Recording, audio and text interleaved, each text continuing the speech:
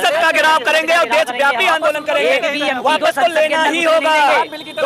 2 करोड़ वकील हैं, हर परिवार में 5 मेंबर हैं, 10 करोड़ की आबादी है। संसद भवन में घुसने नहीं देंगे किसी भी एमपी को अगर वापस नहीं होगा बिल तो। अम्बेडकर साहब के इस कॉन्स्टिट्यूशन को जो इतने सालों वर्षों की लड़ाई के बाद बना था, उसको हम वकील खत्म नहीं होने देंगे। चाहे हमें अपनी जान तक की देनी पड़ जाए, हम कॉन्स्टिट्यूशन को बचा के रहेंगे, अपने वकीलों के अधिकारों को बचा के रहेंगे, उसको किसी को तोड़ने नहीं देंगे। तो वो जात पात में नहीं बांट सकते। इन्हें पता है कि अगर गवर्नमेंट को भी किसी के पास गिराने की पावर है तो वो केवल वकीलों में है। ये गवर्नमेंट ही जात पात में बांट रही है और कौन बांट रहा है? आप देखिए ना, हर चुनाव में जात पात का इशू आ जाता है। ड्राफ्ट कर लिया है तो लाने में भी कोई देरी नहीं करेंगे। अगर हम लोग आज उसका विरोध नहीं करेंगे तो आने वाले समय में वो लागू हो सकता है। उनको बिल्कुल जान से मार दिया जाता है, उनकी कोई रेमेडी नहीं है उनके लिए, और कहा जाता है कि हम तो जो है तानाशाही करेंगे।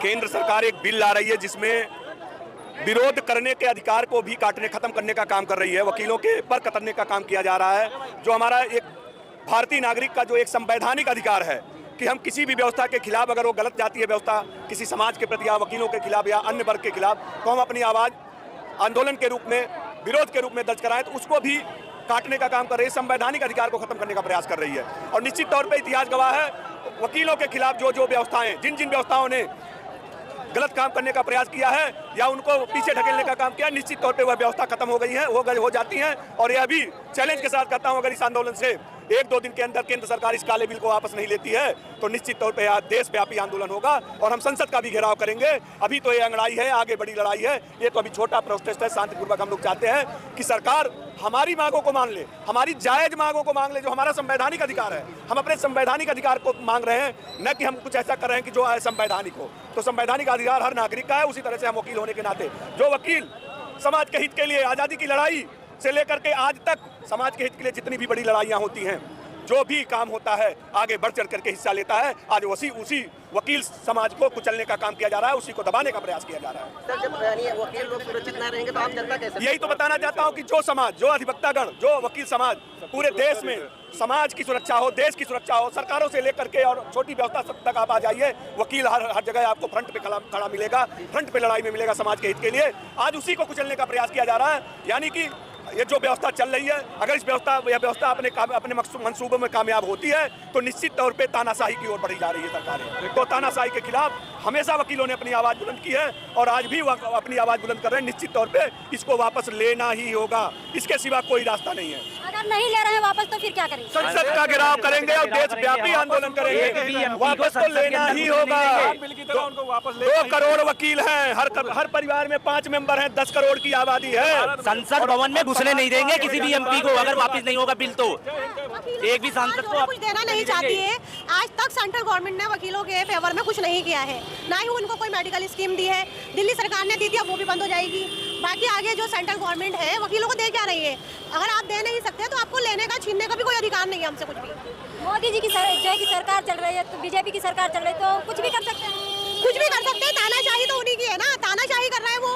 तानाशाही हम होने नहीं देंगे। वकील दूसरों को बचाते आए हैं, कर रहे हैं तानाशाही। तानाशाही हर जगह। पहले किसानों को कुचल दिया, फिर कभी दूसरों को कुचल देते हैं, आज वकीलों की बारी आ गई है। वकीलों को कुचलने नहीं देंगे हम, और इसके लिए चाहे हमें संसद तक जाना पड़ जाए, जंतर मंतर का घेराव करना पड़ जाए, ऑल ओवर इंडिया स्ट्राइक करनी पड़ जाए, तोड़फोड़ करनी पड़ जाए, हम उनके लिए भी तैयार हैं। जो वकील दूसरों की न्याय की लड़ाई लड़ते हैं, आज वही वकील सड़कों पर उतर गए।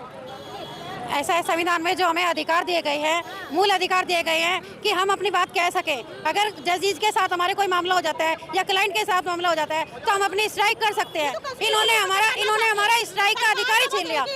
हमारा जो हमारे अधिकार है, जो हमारे मूल अधिकार है, करना चाहती है सरकार पूरी तरह से। और हम अपने बाबा साहब के, अम्बेडकर साहब के इस कॉन्स्टिट्यूशन को जो इतने सालों वर्षों की लड़ाई के बाद बना था, उसको हम वकील खत्म नहीं होने देंगे। चाहे हमें अपनी जान तक की देनी पड़ जाए, हम कॉन्स्टिट्यूशन को बचा के रहेंगे, अपने वकीलों के अधिकारों को बचा के रहेंगे, उसको किसी को तोड़ने नहीं देंगे।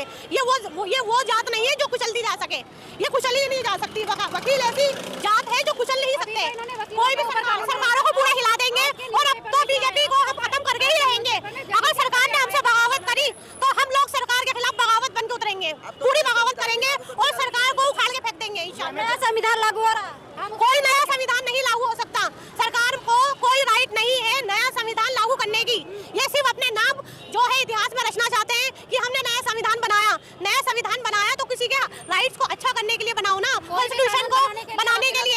मौलिक अधिकारों को हनन नहीं करो। मौलिक अधिकार फंडामेंटल राइट्स खत्म करना चाहते हैं ये सबके। That's it। और कुछ नहीं है। वकीलों को जात पात में नहीं बांट सकते। इन्हें पता है कि अगर गवर्नमेंट को भी किसी के पास गिराने की पावर है तो वो केवल वकीलों में है। ये गवर्नमेंट ही जात पात में बांट रही है और कौन बांट रहा है? आप देखिए ना, हर चुनाव में जात पात का इशू आ जाता है। आप वकीलों को जात पात में नहीं बांट सकते। वकील एकता एक है, रहेगी और हमेशा रहेगी। ये ही एक ऐसी कौम है जो सरकारों को भी गिरा सकती है। इंदिरा गांधी को गिराने वाले भी एक वकील ही थे। इसलिए इन्हें डर है कि क्या कहते हैं, आने वाले वक्त में अगर ये वकील एक रहे तो हमारी गवर्नमेंट के ऊपर कोई प्रेशर आ जाएगा, हमारी गवर्नमेंट कोई डिसीजन नहीं ले पाएगी। दूसरों के अधिकार कैसे वकील लड़ेंगे? आज अपने अधिकारों के लिए अधिकार के लिए आज भी लड़ रहे हैं और आगे भी लड़ते रहेंगे। वकीलों का अधिकार कोई नहीं छीन सकता है। अरे जब दूसरों के लिए लड़ सकते हैं तो अधिकार की लड़ाई है। यदि केंद्र सरकार इस चीज को, इस बिल को जो पास करती है तो सबसे ज्यादा नुकसान इसमें पब्लिक का होगा, क्योंकि ये वकीलों को टारगेट कर जनता की भी आवाज दबाना चाहती है। जब कानून ऐसा आ जाएगा कि कोई भी स्ट्राइक नहीं कर सकेगा तो लोकतंत्र का गला घुट जाएगा, हत्या हो जाएगी, क्योंकि लोकतंत्र में सभी को अपनी आवाज उठाने का अधिकार है। और आप आज भी चेक कर लीजिए, सबसे ज्यादा आवाज केवल वकीलों ने उठाई है गवर्नमेंट के खिलाफ। ये वकीलों को ही पंगु करना चाहते हैं। इन्हें डर है कि वकील अगर एक रहे तो इनकी सरकार आगे नहीं चलेगी। हमें लगता है हमें काले कोट की ताकत दिखानी पड़ेगी अब, तभी मानेगी सरकार। और काले मैडम, आप अभी तक आपने देखा होगा इस सरकार ने किसानों के ऊपर बिल ले आए, फेल हो गए क्योंकि इनकी मंशा पूरी नहीं हुई। इसके बाद इन्होंने जो है NRC लेके आए, उस पर भी इनकी मंशा पूरी नहीं हुई। इससे पहले आज के टाइम में अगर आप ये सोशल मीडिया, अगर आप जैसे लोगों का प्लेटफॉर्म ना होता, अभी बिल तो आया नहीं है ना। नहीं, बिल आया नहीं है, लेकिन आने में भी कोई देरी नहीं लगेगी। जब उन्होंने ड्राफ्ट कर लिया है तो लाने में भी कोई देरी नहीं करेंगे। अगर हम लोग आज उसका विरोध नहीं करेंगे तो आने वाले समय में वो लागू हो सकता है, क्योंकि पता ही नहीं चलता ये कब लागू कर लेते हैं अपने जो है। ठीक है, दूसरा ये है कि इस मीडिया की भी आवाज़ को दबाने का काम किया इन लोगों ने, लेकिन सोशल मीडिया है जो देश की आवाज़ को बाहर निकालने का काम करता है। अभी तक किसी भी मीडिया वालों ने वकीलों के प्रोटेस्ट को नहीं दिखाया हुआ है, मीडिया पर ना पहुंची, किसी मीडिया ने नहीं दिखाया हुआ अभी सर। तो ये जो है मीडिया जो है सरकार ने खरीद रखी है। इनके किसी भी तरीके की मंशा पूरी नहीं होगी। इन्होंने अभी एक नारा दिया था इलेक्शन में, लोकसभा के चुनाव में, कि 400 पार। ये 400 पार करने का इनकी मंशा यही थी कि हम संविधान को बदल देंगे। संविधान तो दूसरा बन के तैयार हो गया, बदल भी सकते हैं। वो संविधान दूसरा बन के तैयार हो गया, लेकिन वो लागू नहीं हो पा रहा है ना। इसीलिए तो इन्होंने वकीलों की आवाज़ को दबाने का काम किया, क्योंकि वकील ही हैं इनकी मंशा की जो रोड़ा बने हुए। इसलिए आपके चैनल के माध्यम से मैं ये देश की आवाज़, अपनी आवाज़ देश को भी पहुँचाना चाहता हूँ कि वकील पूरे देश के जो है आकर के एक हो गए हैं और इनके खिलाफ खड़े हुए हैं। और जनता भी इस बात को समझ रही है कि मोदी सरकार और इनके कानून मंत्री अर्जुन राम मेघवाल जो है तानाशाही पे उतरा है, जो वकील इनकी तानाशाही नहीं चलने देंगे।